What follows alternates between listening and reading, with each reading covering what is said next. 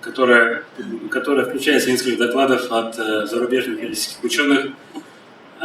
Dear colleagues, we should start our next plenary session that will be opened by Dr. Deependra Singh, who is the chairman and managing director of RAREMET. So, may I go ahead? Dr. Singh, you are on the screen. Yes. You can start your presentation, please. You have 20 minutes, and we are all watching virtually. Right. So, good afternoon as per local Moscow time, and good evening from India to all the delegates of the conference. First of all, at the outset, I would like to thank the organizers for giving me this opportunity. And due to my schedule, I could not make myself available physically, but the technology has given me the opportunity to speak before you. So my presentation is on potential of rare earth elements in Indian context. Give me just 2 seconds to load the presentation.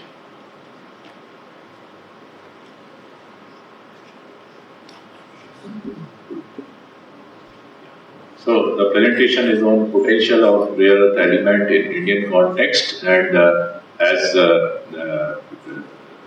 some of you might be aware of that, REL is the only entity in India who is mandated to mine, process, extract and refine rare earths, and we have all the facilities starting from mining up to the production of high pure rare earth oxide for the industry. And the recent past, we have also set up a small plant for metal manufacturing as well as the samarium cobalt magnet manufacturing. Next.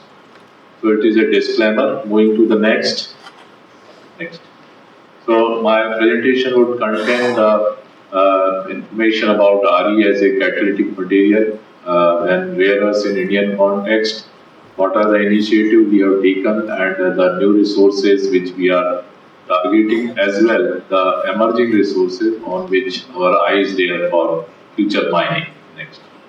So this is a well-known periodic table. Our focus is on the bottom of this table, starting from lanthanum to then 15 elements from here, and then in addition to that, scandium and yttrium, which is there in the third group. And mostly we are producing the light rare earths, that is lanthanum, cerium, samarium, and neodymium and praseodymium. Next. So this is a very interesting slide which shows that out of 17 elements, the 16 elements have been discovered much earlier, before 1910. But finding their application and then considering them as a strategic element, it took almost 100 years. And as far as global level is concerned, now these are considered as strategic, coveted and most wanted material. Whereas most of the elements have already been discovered by 1910.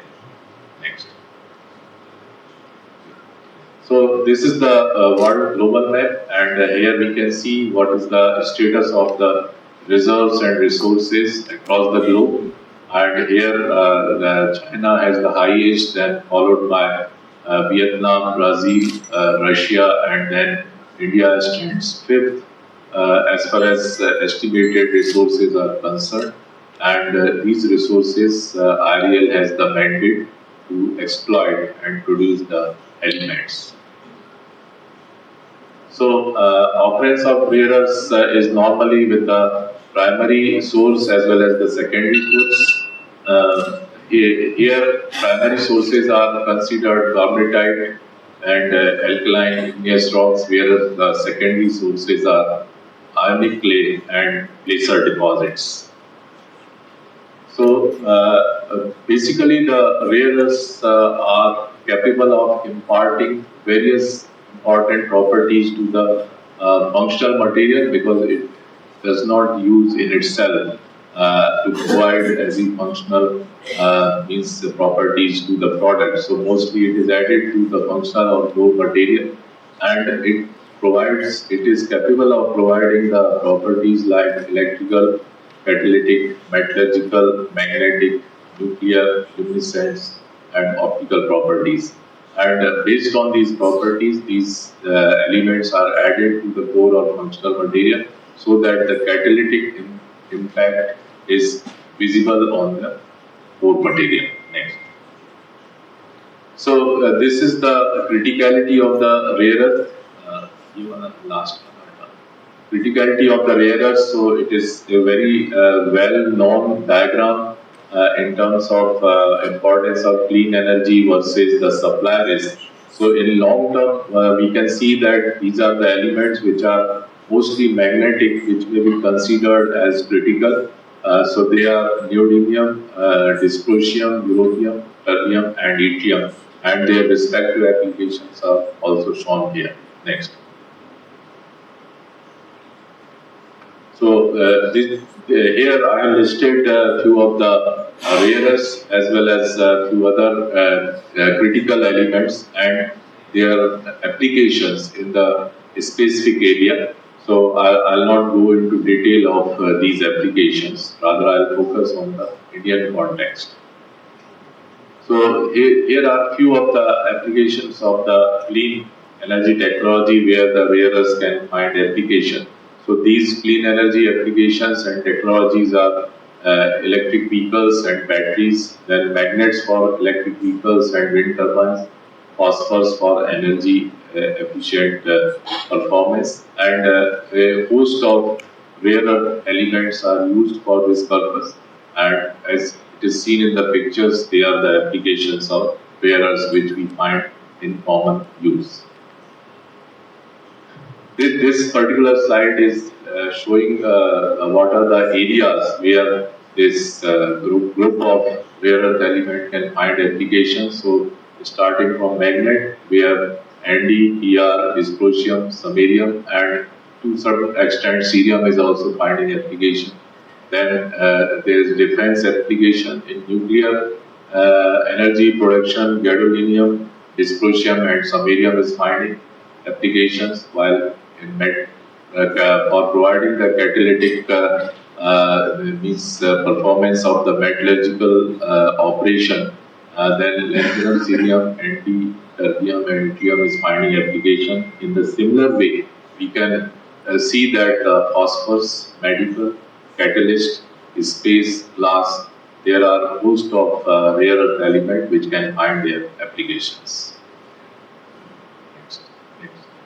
Now I'm shifting to the Indian context. So this will be covered in under these titles about REL, then REL at a glance, what are the feedstock resources in India, and the extraction capabilities within REL. So here you can see that REL is a state-owned enterprise, and our mandate is to extract minerals and also rare earths. And important thing is that these are produced in the highest purity pure form, so that it is liberated from the radioactivity, because the occurrence of rare earth element in India is in association with the radioactive thorium. So these are the products which are commonly used for clean energy applications. As such, we have, as on date, 7 plants. The location is shown here. We are also into 5 projects which are in pipeline. Most of them are integrated project of mining and mineral processing, so that our rare earth extraction plant can be fed from the source material.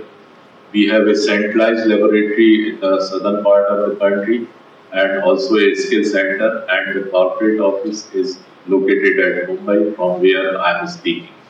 Next.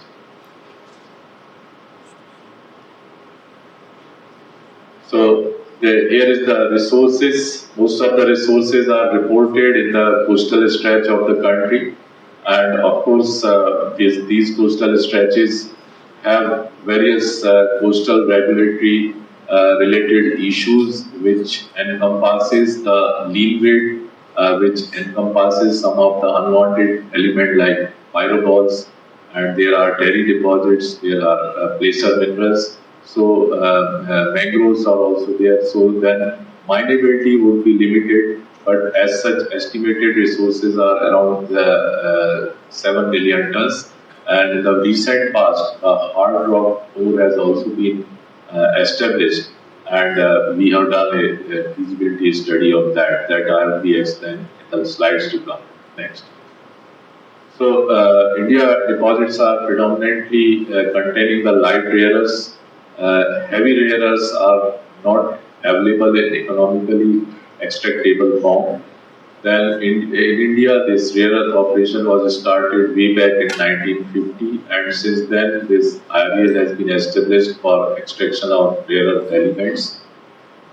Basically, the REL facilities are to produce rare earth elements from the deposits, which has around 0.056 to 0.058% of rare earths.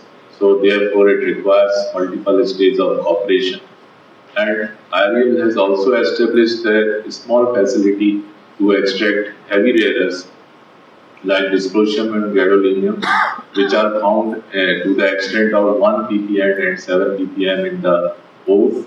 And India is among very few countries which can produce refined rare earths oxide. And as stated earlier, it accounts for about 6% of global RE reserves. No, I would say the non-reserves. Next. So this is the general extraction process, where the input is the ore, and starting from mining, then physical beneficiation, then hydrometallurgy and refining activities into the individual high pure rare earths oxide. So whether it is carbonatite or means monazite or based source, then these all processes are used. We are having the placer deposits, so therefore our mining is basically a open cast mining, and then physical beneficiation, we adopt the process of gravity concentration as well magnetic concentration, electrostatic and rotation, and then under the hydrometallurgy we are leaching it through the alkaline process for extraction of the mixed rare earth concentrate, and then that is exposed to solvent extraction process for separation of the individual elements, and then refining the individual elements into high purity. So as far as the capacities are concerned, we can see in the slides the mining capacity is around 10 million ton, which is based on 8 mining leases spread across 3 provinces of the country. Then mineral segment, which consists of concentration and mineral processing, that comprises of separation and refining. So this capacity as on date is 600,000 ton, which is likely to 900,000 ton in the current year, 24-25. This is again in the 3 locations. Then we have a extraction of rare earth facility where the mixed rare earth chloride or concentrate can be produced up to 11,000 ton, and this is only in the eastern coast of the country. And finally, a rare earth refining segment where the Indian capacity is about 5,000 ton per annum, and high pure rare earths is produced to the extent of 2,000 tons per annum, which consists of these many elements. So this facility is also located in the southern state of the country, and we have in pipeline the facilities which I have explained earlier in terms of projects. So we would be having the expansion of mining segment up to 25 million ton, which would give us minerals up to 2 million tons and rare earths concentrate up to 15,000 ton, and then the oxide, total rare earth oxide up to 7,000 ton. So this is the availability of rare earths in India versus global average. So the better known rare earth deposit in China has the average rate of about 6% rare earth oxide, whereas placer deposits in India having monazite as a rare earth mineral found in BSMO, and this accounts for around 0.056 to 0.058% of total rare earth oxide. So in this, the coveted element like NdFeB, samarium, the extent is minuscule, which is presented here, and this, in order to extract these elements, one has to go for a extensive statutory clearances from the government of India, and there the accessibility, forest clearance, environment, pollution control, consent to operate, etc. have to be taken, and therefore the gestation period is very long before starting the actual mining operation. Next. So, because of this great difference, when we compare the REO production process, where the grade is above 5%, there are 3 stages mining, which include the grinding, brushing, and liberation of minerals, then RE extraction, and then refining process. But whereas because of the lean grade, we have to go for at least 5 to 6 stages before completely refining the rare earth oxide in terms of high pure rare earth oxide. Next. So these are the few pictures. You can see that in the picture that there is wet upgradation plant, then there is also dry upgradation activity, and also one can see the manual mining methods in the photograph. So the area which are in the coastal zone, the government of India does not allow any kind of mechanical mining, and the minerals, whatever are available, it has to be collected through a scratching process, and in the scratching, no tools are allowed to be used. It has to be a completely manual process.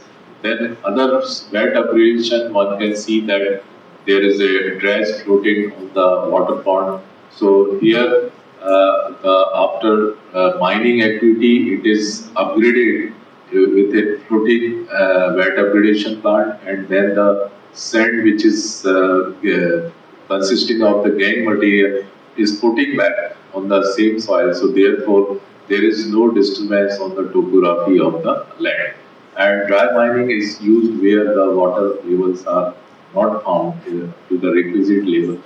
So this normally we do a combination of wet upgradation as well as dry mining. Next. So this is the again mining operation, which is showing how the simultaneous backfilling is taking place to maintain the topography of the land, and this is essential for maintaining the environmental standard. And after mining, once we leave the land, then the plantation has to be done so that the green belt is created. These are the real-time pictures to show our mining operation. Next. So here this pre-concentration has been shown. So in the wet upgradation, we have a floating wet upgradation plant along with the dredge. So this is upgrading the heavy minerals from maybe 10% to 85 to 90%.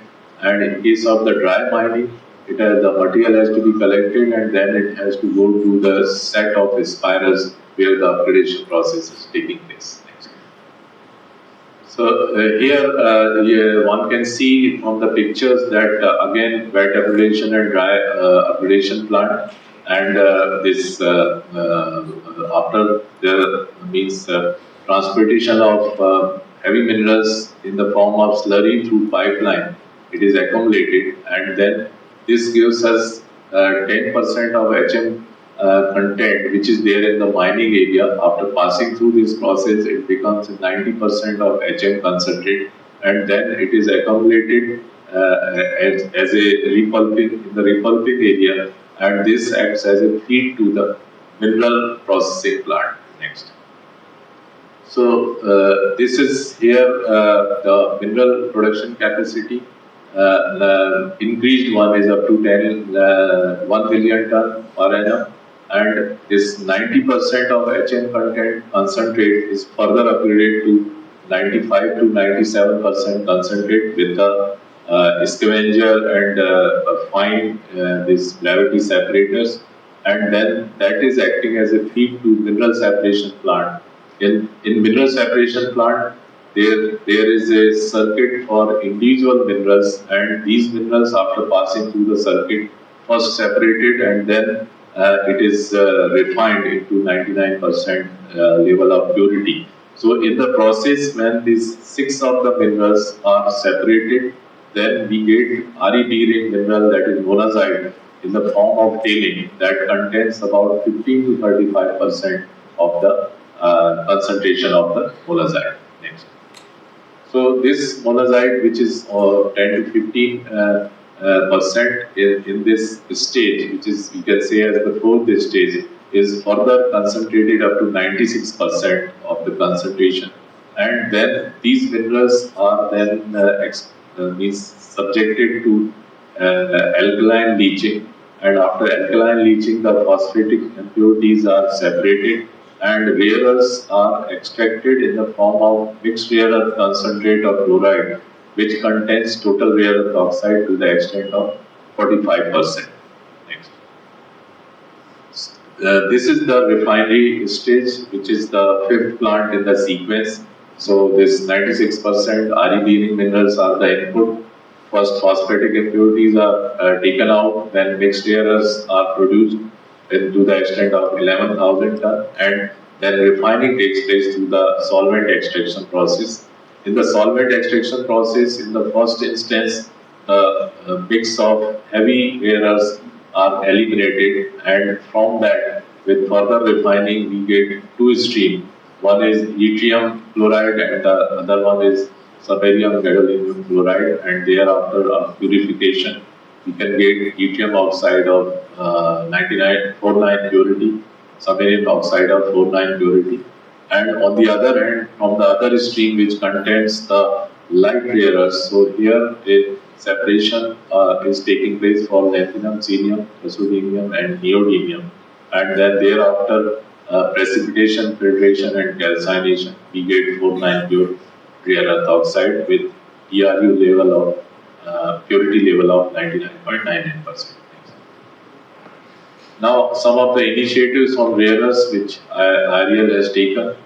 Next, we have set up a rare earth permanent magnet plant which was inaugurated by Honorable Prime Minister last year. Next. Then also we have set up a rare earth metal plant, and these are the glimpses of the industrial building, administrative building, and the plants and the product which has taken out from this plant and supplied to the potential customers. That is in terms of lanthanum metal and cerium metal.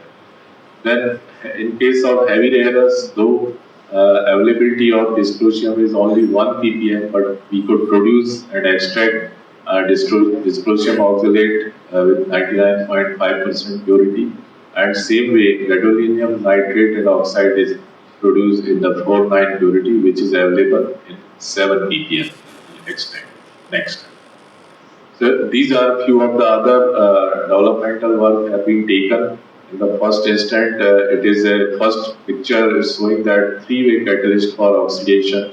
So this catalyst is used for reduction of emission from the fossil fuel vehicle. So this field trial has been conducted at Mahindra and Gaurav engineering. Then we have also developed the thermal barrier coatings, and this is the replacement of bias jet in terms of lanthanum zirconate, which is used for the engine nozzle coating, that is Sukhoi 30. And also this lanthanum zirconate thermal barrier coating is used for some of the high density graphite containers where the erosion is very fast at elevated temperature. Next. So this is the picture which is showing that, of course, mining is taking place in various countries, but India has entered into not only extraction and refining, but recently we have demonstrated our footprint in terms of production of RE metals and RE magnet. Next. So new resources which we are we have got the letter of intent, and also we intend to mine in the near future. Next. So this is a deposit at the southern tip, western coast of the country, where we have got a letter of intent for two deposits, which will be giving us around 0.5 million ton of resources for extraction of rare earths. Next. And this is the again the southern tip of the country, the eastern coast. Here are two more deposits where we have formed a joint venture company, and in the near future we would be working on setting up a integrated plant for mining and mineral processing, and we would get additional resources of rare earths from these mines. Next. This is the third deposit in the east coast, which we have got around 25 square kilometers, and it is adjacent to Chilka Lake, and we have got the terms of reference from Ministry of Environment and Forest, and we are working on statutory clearances for this deposit. Next. This is another deposit again in the east coast, and this is dimensions are around 53.57 square kilometers. This also we have got the letter of intent, and we have initiated the pre-project activity of statutory clearances. Next. So this is one of the carbonatite-based deposit in the western part. So this was explored by our sister concern, and then we have been asked to do the technical feasibility. So in this, apart from rare earths, there is availability of niobium, magnesium, vanadium, etc. Next. And here we have done a detailed technical feasibility for production of 1,000 ton of total rare earth oxide, which requires production of around 2,500 to 3,750 tons of mixed rare earth carbonate. And this feasibility study we have conducted at a grade of 1.50% TRU and with a cutoff grade of 0.5% of rare earth oxide. Next. So there are certain challenges in the Indian operations, and few of them are mentioned here. The first and foremost is this material is found in association with radioactive material. Therefore, it is heavily regulated, and after extraction process, the residue, leach residue, has to be disposed safely as per the direction of the regulatory body. Then gestation period, as I have stated earlier, for setting the mine operation is too long, though because it is a open cast mining, so therefore the inhabitation factor impedes the operation, as well the existence of reserve forest etc. is also for impeding the operations. Then rare earth sector has a very long ecosystem. So in case of long ecosystem, starting from mining to reach the end product, it takes a long time, large number of industry, large number of segment. So it requires one single body to coordinate and monitor to drive really the fruits of this existence of this process.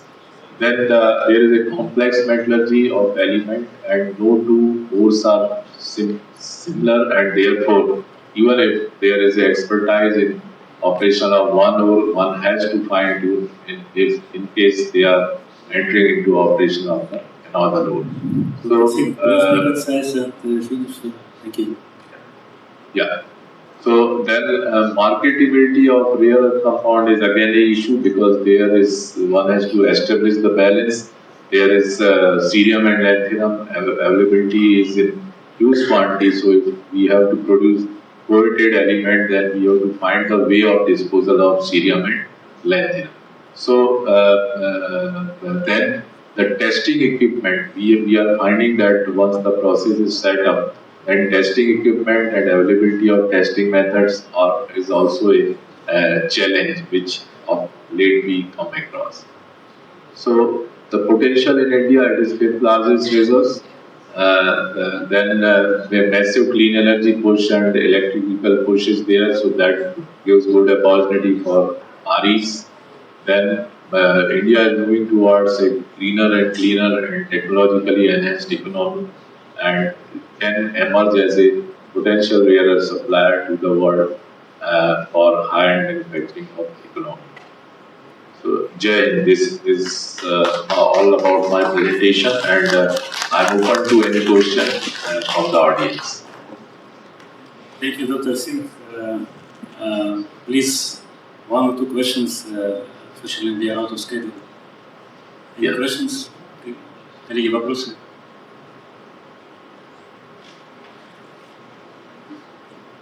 Excellent, please.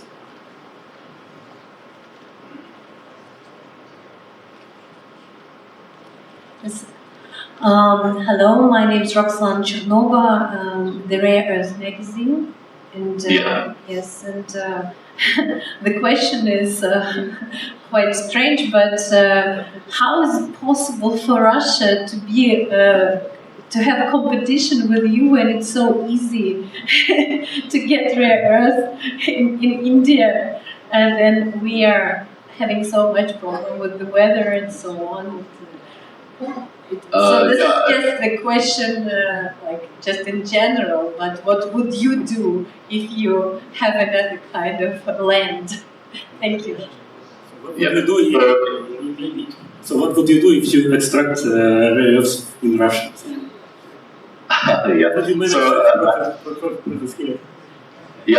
So I understand that in Russia, wherever potential deposits are there, that this is part of the year it is covered with the snow. So obviously, because of the natural constraints, one has to work for half of the year or whenever it is open. But when it is open, then there is a possibility of mining. Then rest of the things can be done elsewhere. Of course, there would be involvement of the transportation cost and logistics. So a suitable economic model has to be developed, and that is always depending on the deposit. So it may not be feasible or possible to reply in general. Yeah, thank you, Dr. Singh. We really have some troubles in extracting rare earths. We have actually quite rich deposit in Tamtor region. Tamtor deposit. Right. It's actually one of the largest deposits Plenary.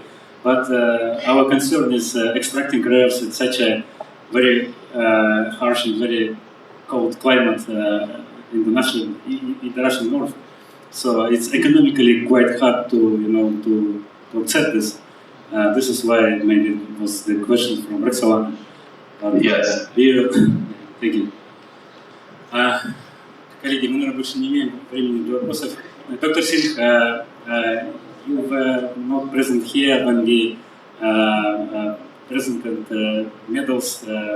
Actually, you were nominated for such a medal that is given to a person who had significant contribution in rare earths, and you were nominated for this medal for great achievements in establishing independent and sophisticated industry in rare earth industry in India, providing independent supply chains for your local industries, and we will send you our medal that was nominated to you by post, and you have greetings from our participants.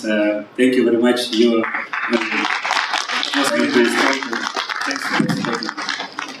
thank you very much for inviting me as well as giving me this opportunity. Thank you so much. Thank you. So can I log out now? Yeah, you can turn off. Right. Thank you. But you can watch next presentations. And our next presentation is from Dr. Moham Verma, also from India. He will talk about rare earth metallurgy in Western India.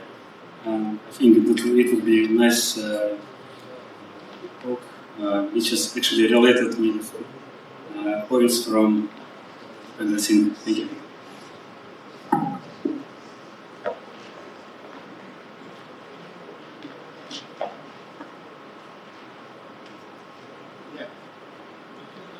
Very good afternoon.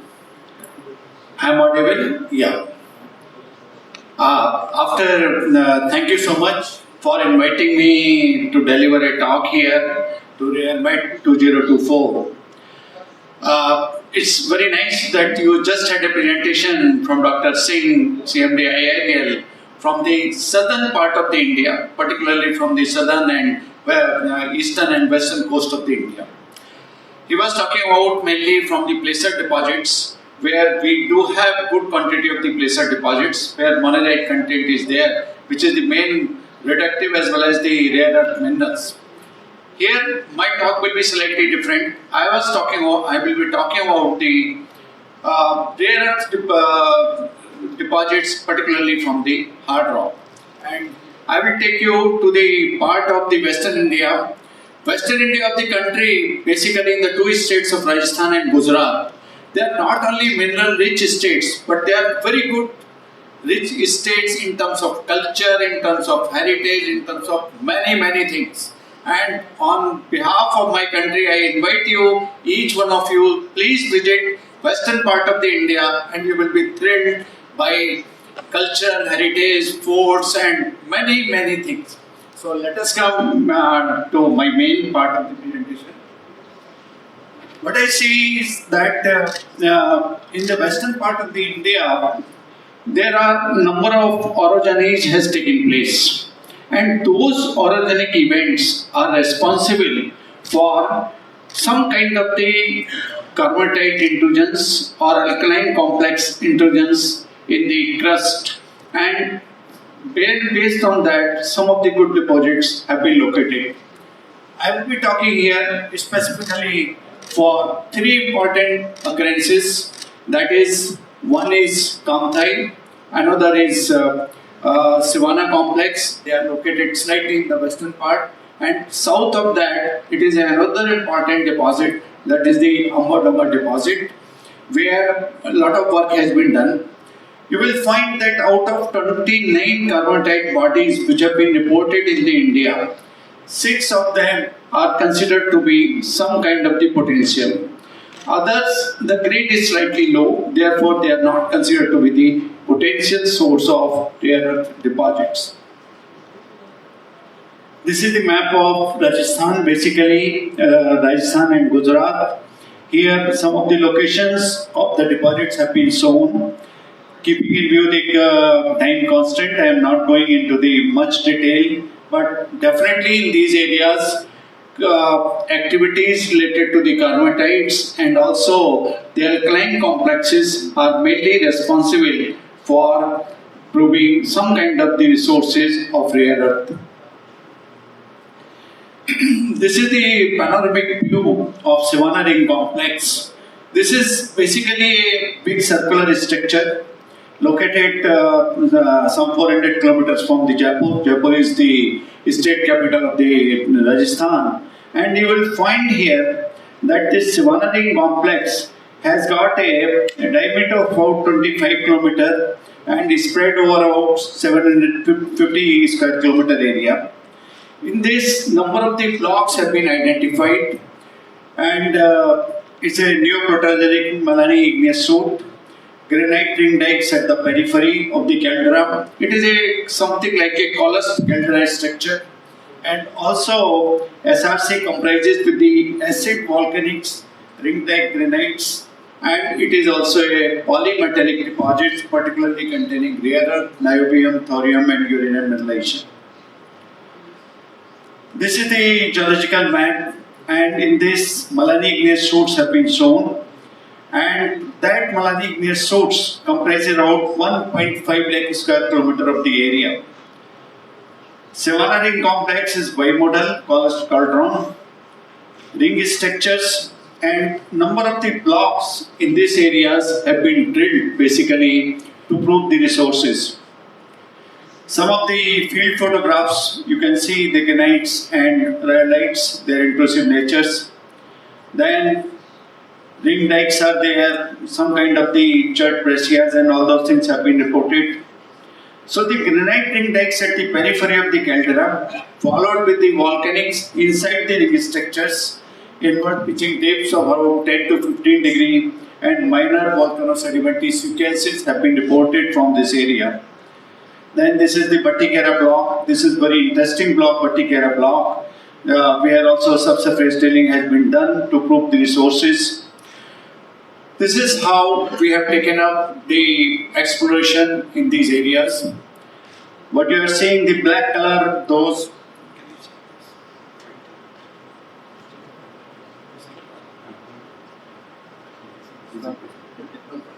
what you are seeing, that the black holes, that is basically representing each borehole sites, and down below a longitudinal section has been given, and the pink color what is depicting is basically the rare mineralization which have been reported within these bodies, and that is microgranites are very clearly seen there, that is intrusive nature, and they are radioactive.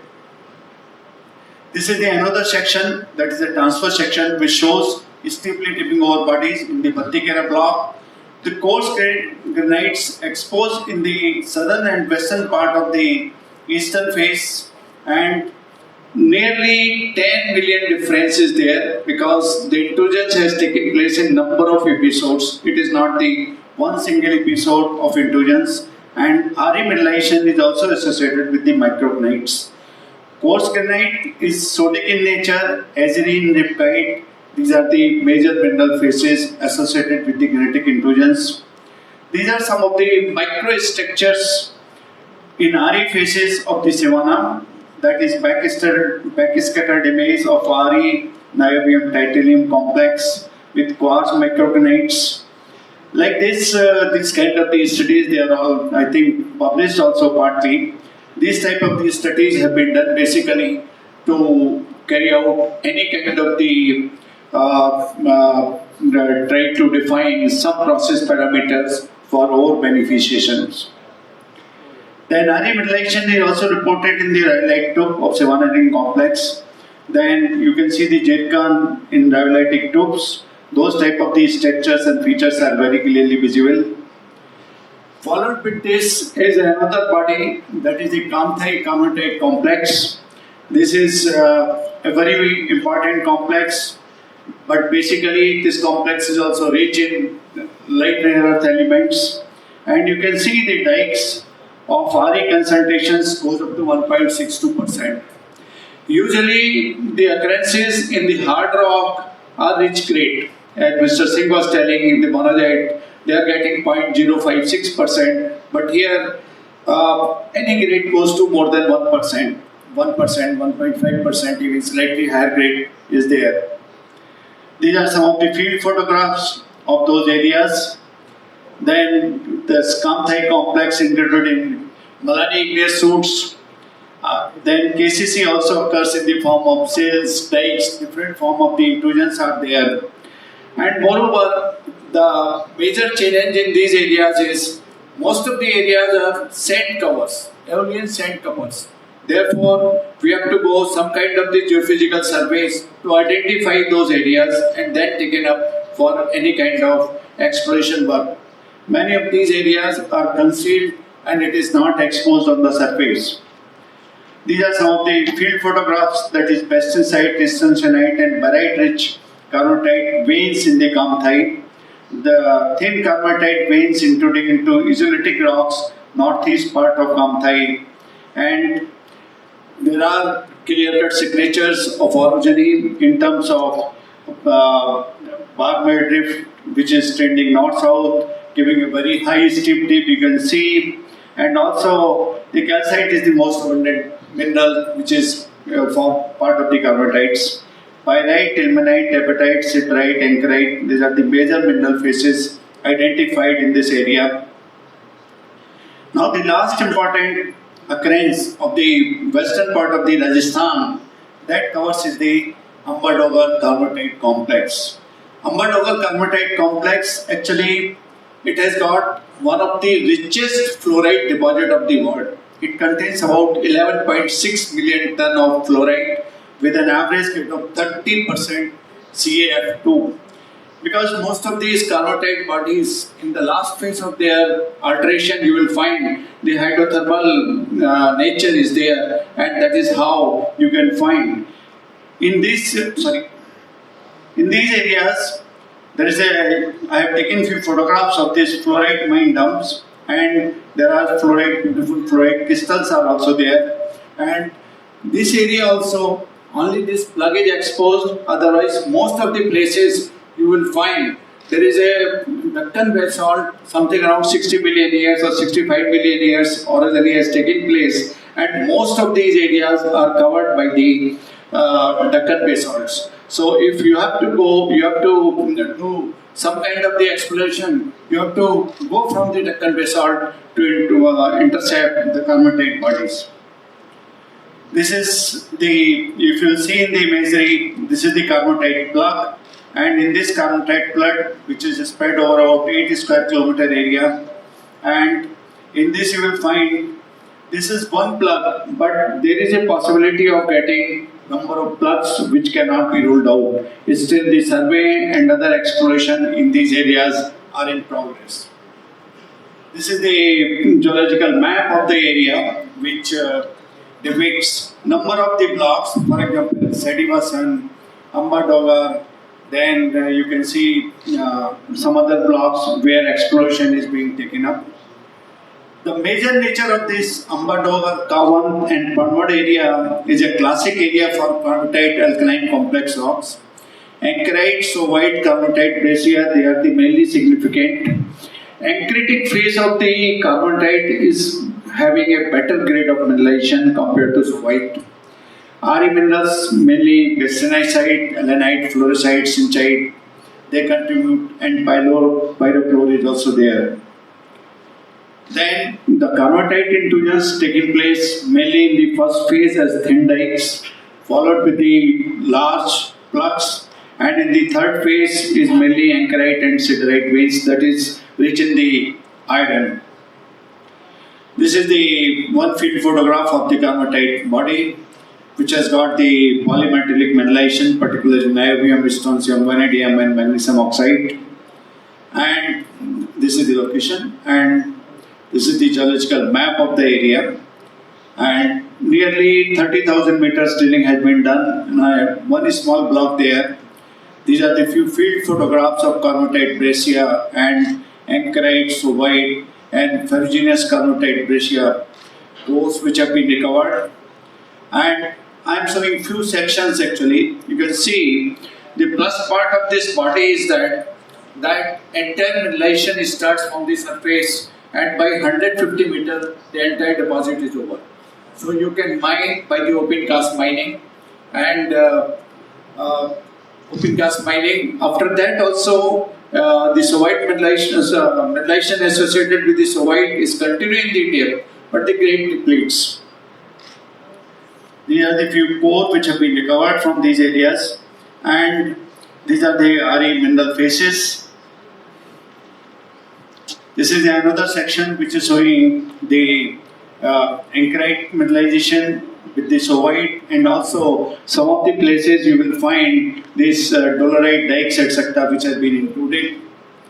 And subsurface exploration found that the carbonatite bodies are continue up to a depth of 450 meters.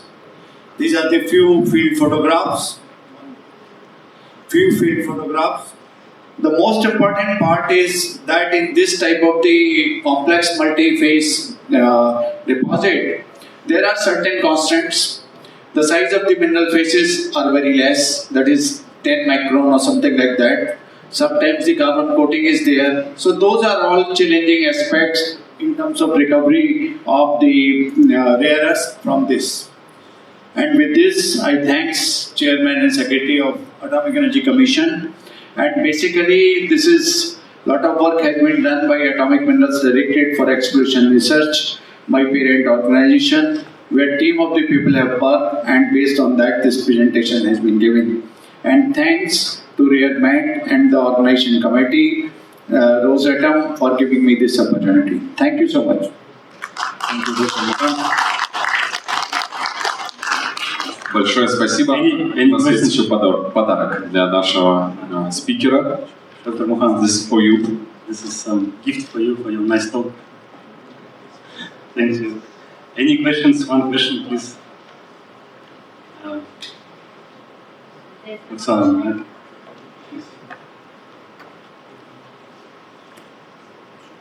Okay, if there's no questions, I'll ask. The Rare Earth magazine, Roxana. So thank you very much. It's quite impressive. Of course, I would love to see all this with my own eyes. If you organize some kind of group to India, we will be more than happy to visit as well. And the question is, how do you, what kind of cooperation you have with Russian mining companies, okay? And if there are some similar programs, shared programs of mining Russian and Indian companies. Thank you. Very nice question you have put up me. See, what happens over our independence 1945, over the period of 7 decades, in India, the upstream sector is highly mature, honestly speaking, because the mining, including the conventional mining, mechanized mining, people are well familiar. Very large mines are there. Part 2 is midstream sector, where once you do the processing of the ore and go in terms of rare earth oxide or rare earth chloride or oxalate, whatever may be the case. Then from there, for separation of the elements required, individual rare earth elements are required, and also you require number of byproducts or co-products which are associated with the ore. That is where the technological play, role of metallurgists and chemicals comes. And third and last important part is the end products of the rare earths. That will be once taken out, high pure metal, converting into alloy, and then finally going for the commercial scale, NdFeB, boron magnet, or blah blah blah, and number of the products. So the question is, this part is very, very challenging. And this will complete the complete chain of the rare earth cycle also in the country. In fact, in the second and third stage, we are in the preliminary stage, I can say honestly. We are not expertise. So obviously, and second thing is, in India, because these things are associated with the thorium and other radioactive elements, and in India, we have a very clear-cut law that they falls under prescribed substances. And therefore, they are under the domain of Department of Atomic Energy, part of the state, part of the government of India. So only in the second or third phase, any kind of the things are there, once that radioactive part is separated. So I hope if some kind of the technologies are there, it's a matter of sharing the technology and growing together, and there is a large scope to exist. Thank you so much. Okay. Thank you, Dr. So we need to continue. The next talk is from Dr. Balaram, and his talk is about future potential of alternative rare element resources. Please welcome Dr. Balaram. Приветствуем. Good afternoon.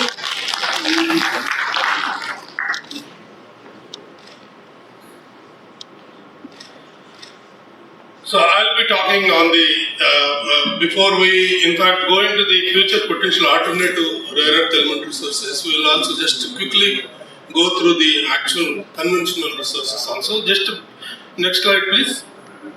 Do I have the control?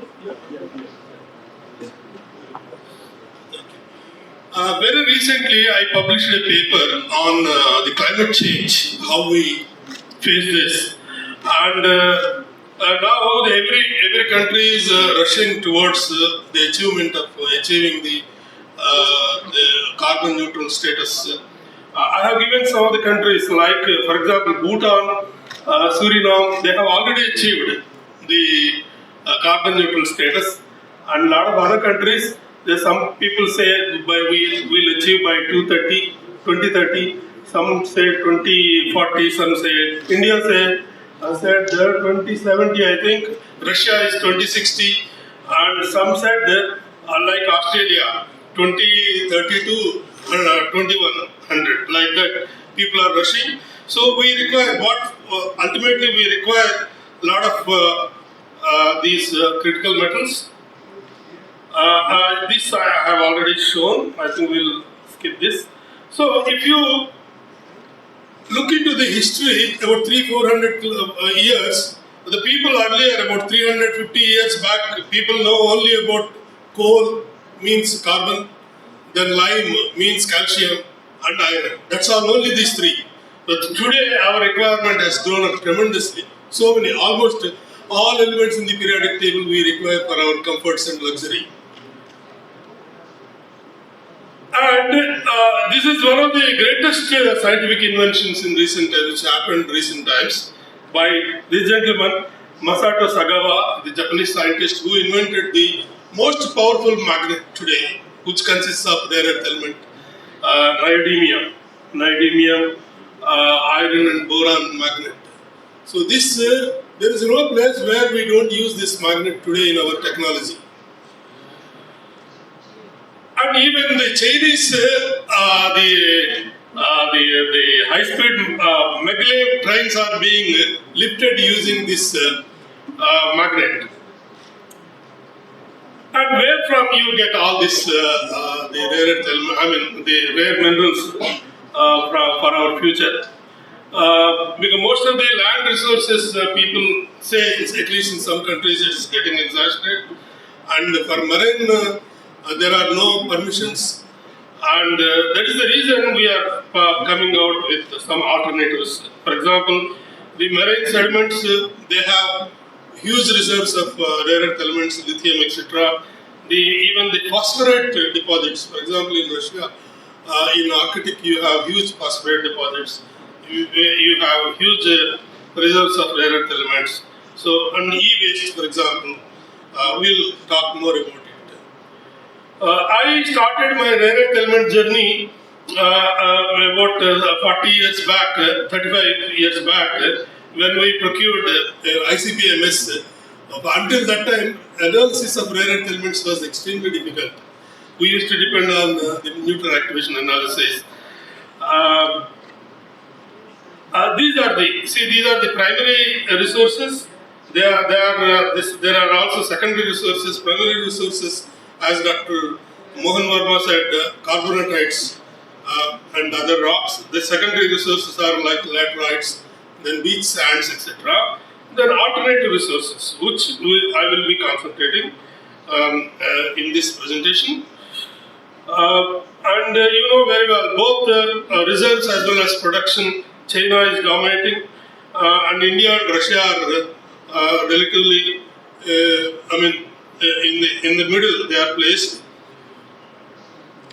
And they will quickly go through these conventional deposits like primary RE deposits like carbonatites and alkaline igneous rocks.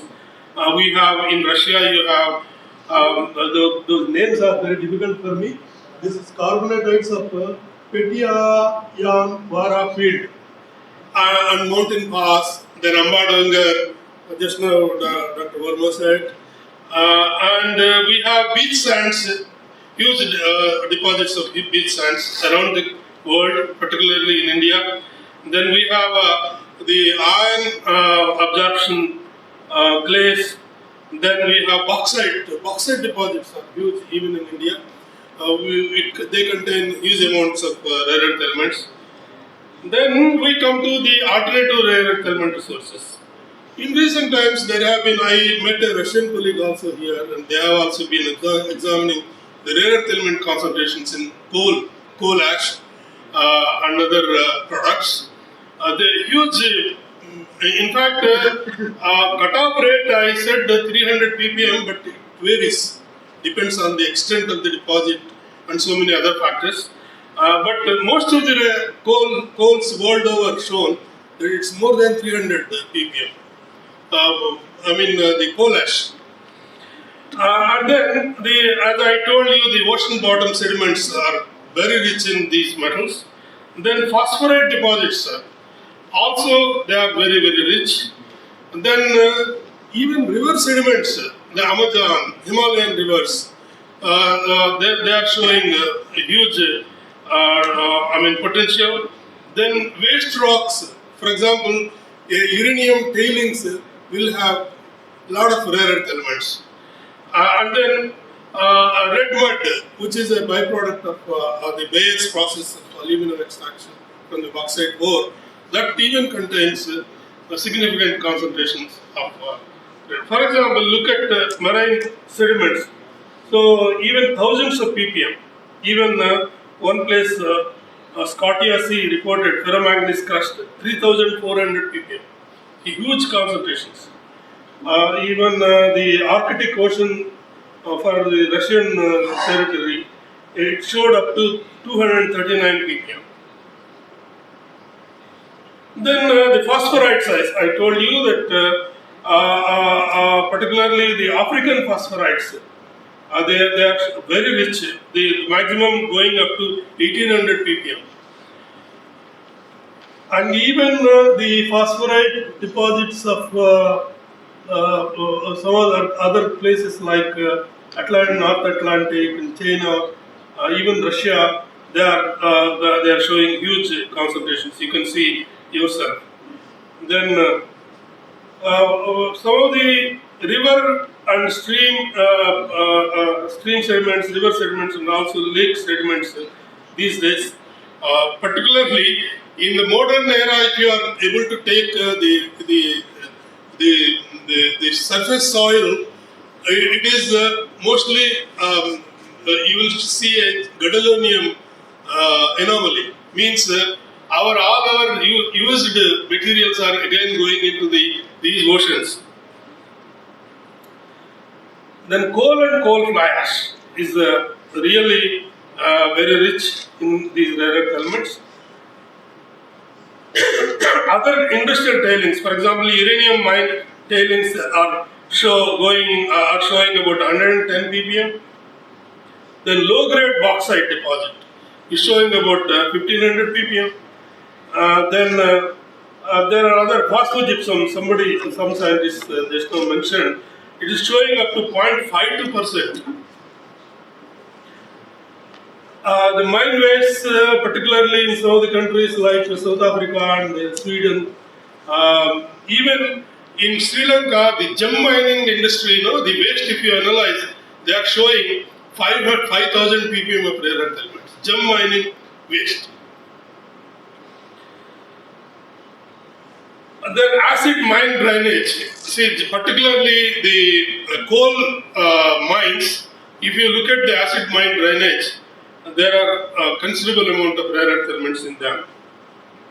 And there are already some extraction processes are being developed at some places, and publications are also available.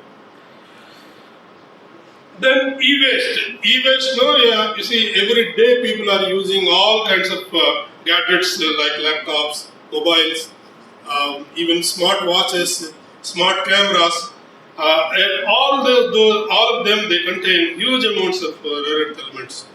And this is a bonanza even for the countries who don't have any deposits, rare earth element deposits. They have to actually depend on other countries. But if you are able to process the e-waste, and you have a kind of a mine for these elements.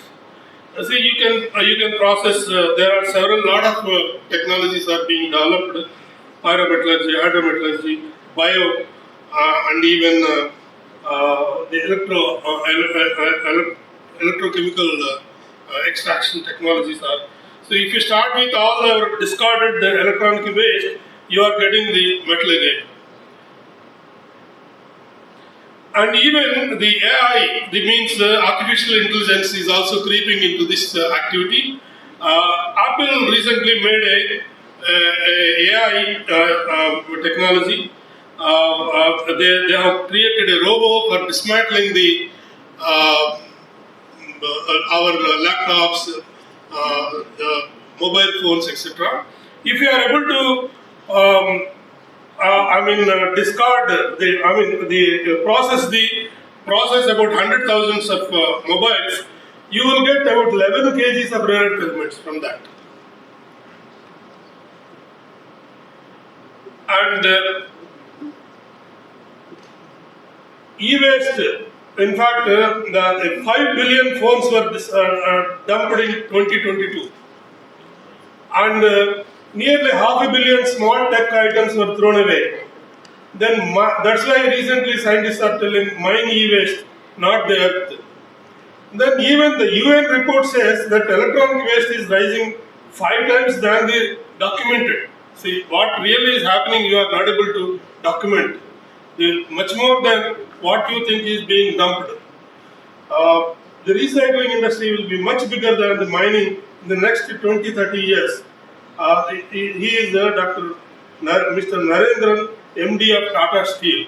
He is telling that the rare earth recycling industry will be much bigger than the mining in the next 20-30 years, particularly for iron, aluminum, cobalt, copper, nickel, and rare earth elements, and lithium even. And I had a collaborative project. This is second time for me to come to this wonderful place, Russia. We had a collaborative project by Dr. Badrenikov of Institute of Tectonics and Geophysics, Khabarovsk, the Far East Russia. We had a project on the PG mineralization in black shales. And I visited the Amur River on our backside in Khabarovsk. So it's a pleasant memory for me for this wonderful project, and we also published a few papers on that. And this is the 1 or 2 slides more. There is a paper on rare earth elements by me in 2019 in Geoscience Frontiers, which received 1287. In fact, today's number is 12301. 12291. Almost 1300 citations, for which this journal is giving me an award at an international conference, just like what I have received today morning, at an international conference in Malaysia, which is going to happen in November. And one more. This is the paper, the potential future alternatives for the rare earth elements, which I published last year. So, which has the same title what I have spoken just now. This paper already received 25 citations. There are a lot of other rare earth element papers. There is a book chapter on rare earth element extraction. There is a book chapter on the e-waste rare earth element extraction. And I am also coming out with a special issue on rare earth elements for the journal Minerals. So, the rare earth elements are definitely indispensable for our lifestyle. As I told that without these elements, you cannot imagine our future. And the primary, secondary sources are dwindling very fast, and as a result, so we need to look out for the alternative resources to sustain. And the deep sea mining, probably it will have the mining of manganese nodules initially, because it is easy. As I shown you in the morning, the new novel technologies. I have shown only one example. There are a lot of other technologies are getting developed, which will create minimum disturbance in the ocean and extract these valuable resources. And then the phosphorites, coal fly ash, e-waste are also seen as the next frontiers for the other rare earth resources in future. So we have to also take into account in all these areas, all these activities, you need to worry about the environmental aspects also. Ultimately, the activities should not pollute the groundwater or pollute the air, so that we live in healthy way, we continue to live in a healthy way. So with this, I thank Dr. Constantine, who has invited me to this, who is really responsible for my presence over here. Thanks a lot. Thank you for coming. Because thanks for couple of questions. Yes, please.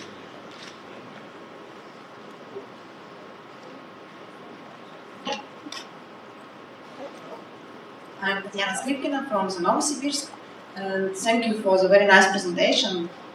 You mentioned the cutoff concentration of 300 micrograms per gram. Cutoff. Cutoff, yeah. Cutoff is not specific. It varies with the deposit. And it also depends on the extent, how big is your deposit, and how much you are going to spend or to really make it economical. So cutoff, I just gave some examples so that you will have an idea to think. So, but some places 300 is the cutoff. For example, at La Paz, I think mine in USA, the cutoff rate is cutoff value is 300 ppm. It's a carbonated mine cutoff, yeah. But it varies. Okay, thank you.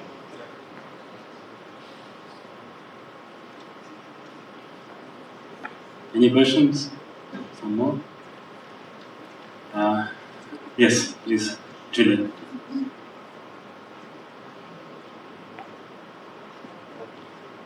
Sokolova Yulia, NIFT. Tell please, what is it ionic ore? What is? Sorry. Ionic. Ionic. Oh, okay. When the rocks like granites, which are rich in rare earth elements, they weather because of the erosion, rain, things like that, wind, and they get the rare earth elements have little mobility when compared to other elements. So most of the other elements are left out, and then the rare earth elements are concentrated in a soft material. It becomes softer when compared to a rock like granite. 6% of rare earth. So the percentage I have no idea, but they are rich in, particularly in China, they have lots of ion absorption clays where from they extract. Yeah, You have asked about the iron oxide clay deposit you are asking. Basically, those clay deposits contain very less quantity. It varies from 200 to 400 ppm. But the They are only. Even Bayanobo, which is in China, is one of the, apart from the main carbonatite deposits, the clay deposits are there. But the most important characteristics is that they are enriched in heavy rare earth elements, HRR, not in light rare earth elements. And second thing is, being the clay, mining is very simple, processing is very simple, concentration can be done, therefore the cost factor and other factors get compensated in terms of the low grade. And they are very economical for mining. They are basically where the HRRA and LRA ratio is very, very high. So such type of the deposit should be chosen. Thank you. Thank you, Dr. Verma, for your comments.